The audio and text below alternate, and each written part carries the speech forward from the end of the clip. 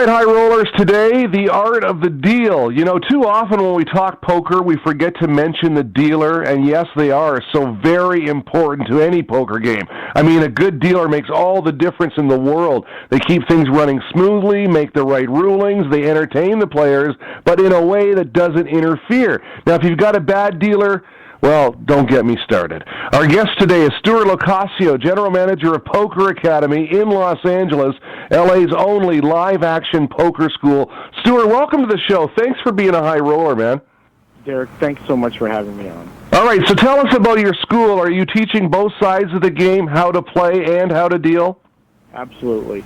We are the only live-action poker school. That means we teach players and we teach dealers. Okay, so what kind of things are you teaching them? And tell us about the course. Okay. Well, the dealer school is specifically for casino operations. We teach mechanics, the rules of the game, how to deal with chips and cards and money, and, of course, how to deal with players. Because when you're dealing with a poker game, there's thousands of dollars, even at a small limit game, on the table. Is that really the biggest issue? I imagine it would be. You've got 9 players, in some cases 6, some cases heads up. But, I mean, you've got a full table of players, different personalities, money at stake, some people drinking in some cases. How do you teach dealers to handle that? I mean, sometimes they get quite belligerent, players do, especially if they're losing. Absolutely. The thing is, if you want to be a dealer, you have to deal with all sorts of people, whether it's like you said, a drunk person or sometimes even a stoned person nowadays. But the thing is, you have to be able to keep your cool and you have to be able to keep the peace. And that's one of the big things that a lot of dealers don't understand nowadays. What kind of traits do you think make a good dealer? I mean, obviously patience might be one, a good sense of humor might be another. They obviously got to be smart, and they've got to be they've got to have dexterity, don't they? Keep things moving. Sure, mechanics are the biggest issue of the game.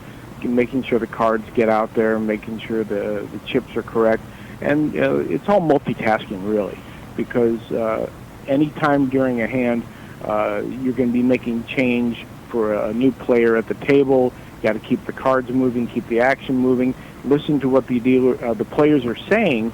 If someone doesn't announce whether they're raising or not, there might be an issue. And the thing is also, you have to remember what happens, because problems do occur. No matter what you do, problems are going to occur.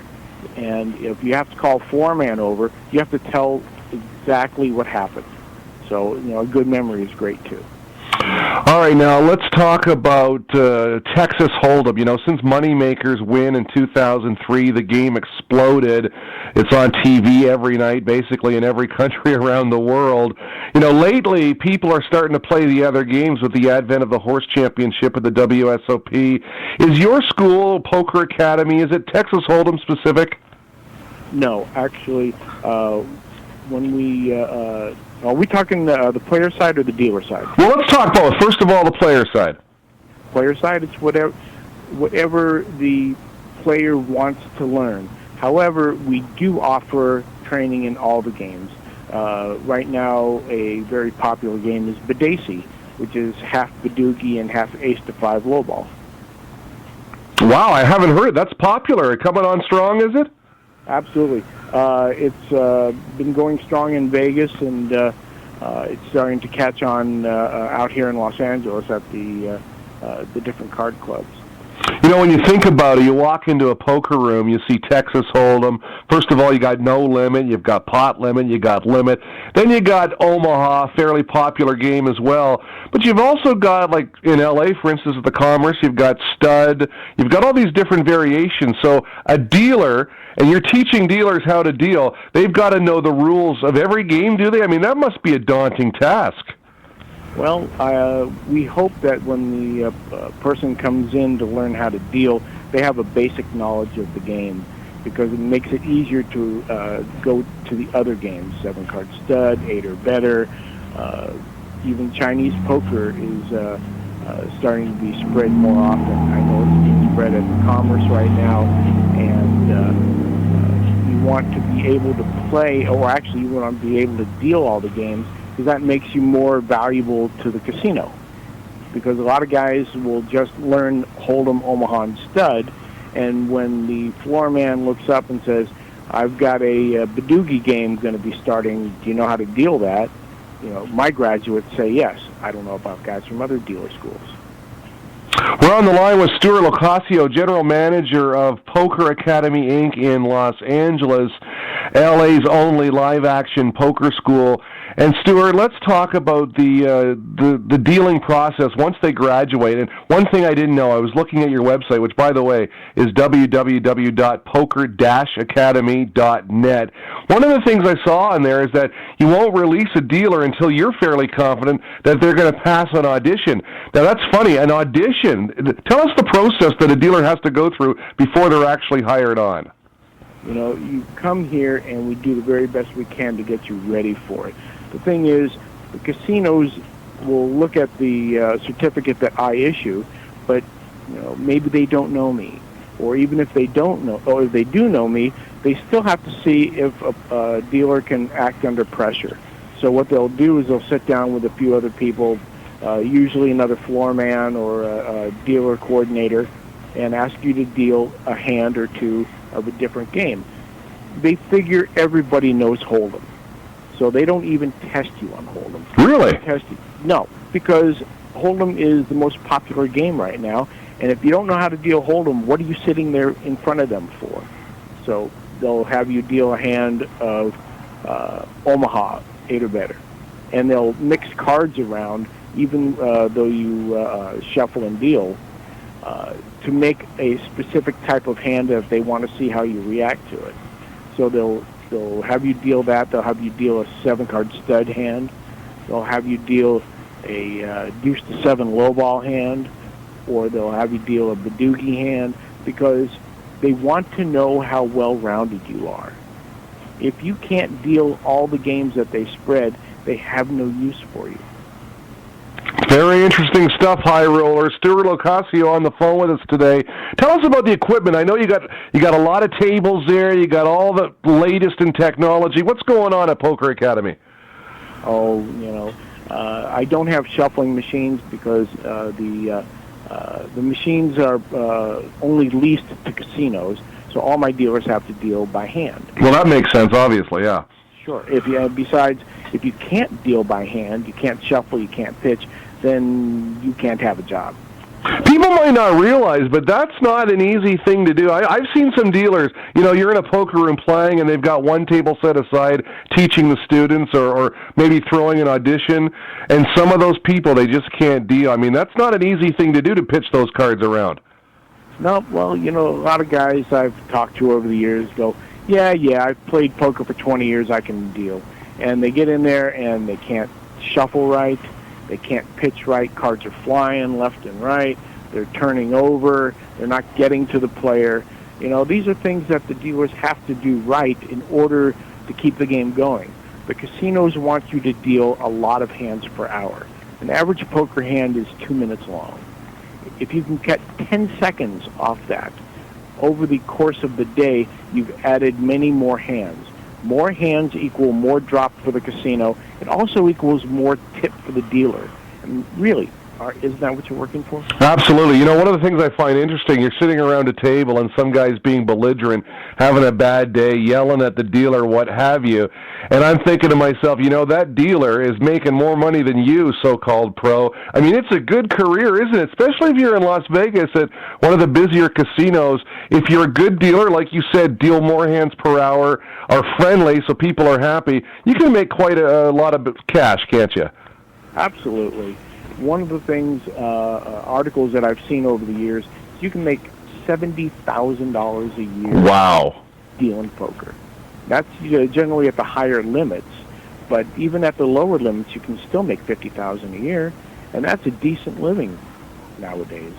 Absolutely. Listen, on the player side, let's face it, we're playing for money. A lot of people trying to make it as a pro. It's in their best interest to keep up with the education.